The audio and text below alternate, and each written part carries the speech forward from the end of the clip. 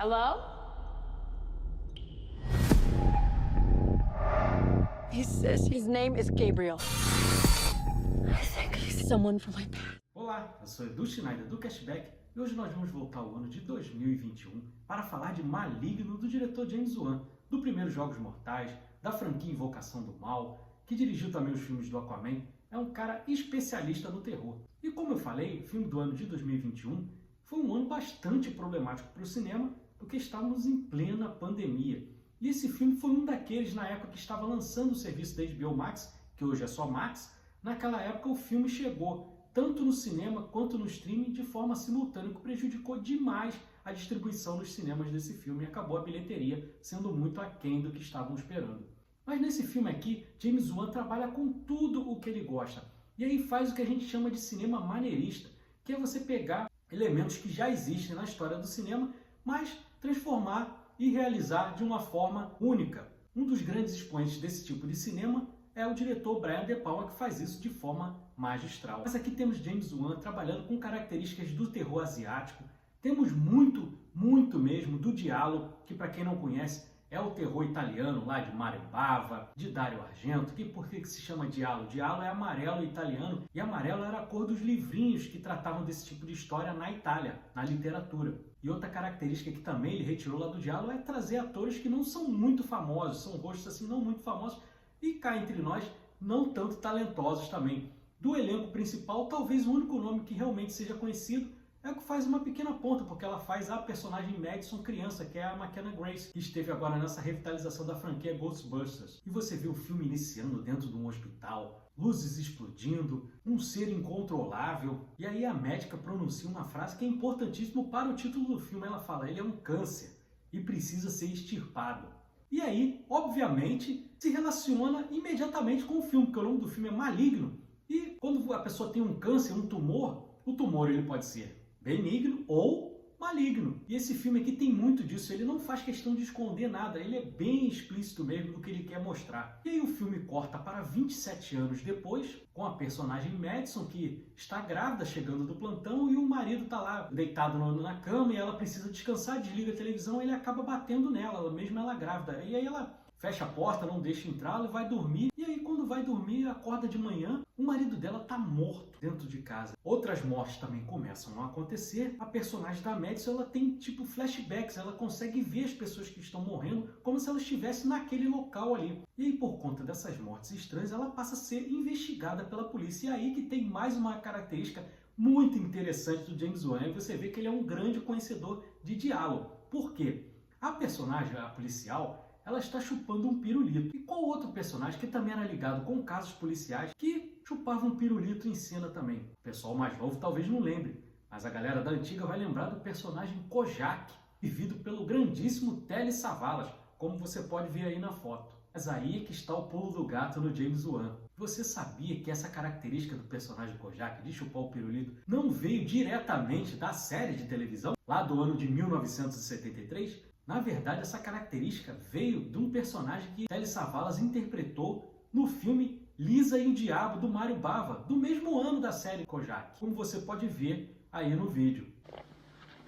And very little escapes me, if you know what I mean.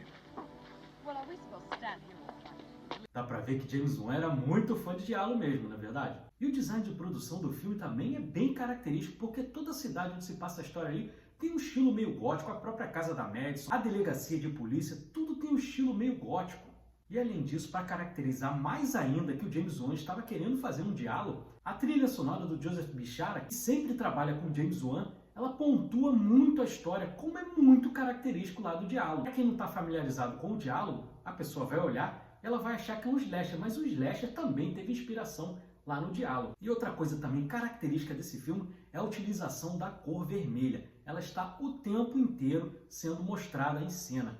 Nas cenas de assassinato, nas cenas até comuns ali, sempre tem um vermelho em cena.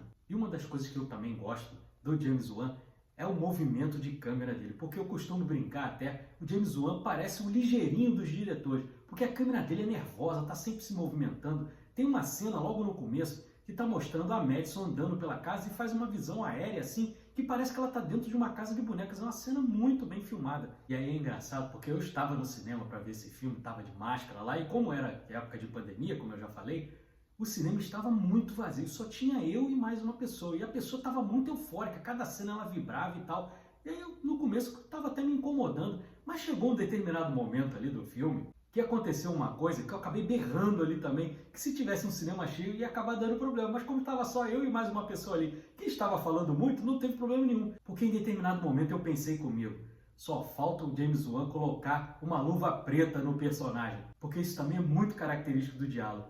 E aí o que o James Wan faz? Tem determinada hora que a personagem coloca uma luva preta e eu berrei, eu não aguentei e acabei berrando. Eu gritei, não acredito, porque o James Wan não estava nada preocupado em ser brega, em ser expositivo. Ele estava fazendo o filme do jeito dele, um diálogo do jeito que ele sempre quis. Isso me fascinou muito. E, obviamente, a gente tem que terminar esse vídeo falando da famosa cena dentro da cadeia. Meu Deus do céu, ali misturando efeitos práticos com CGI. Tá magnífica a coreografia dessa cena.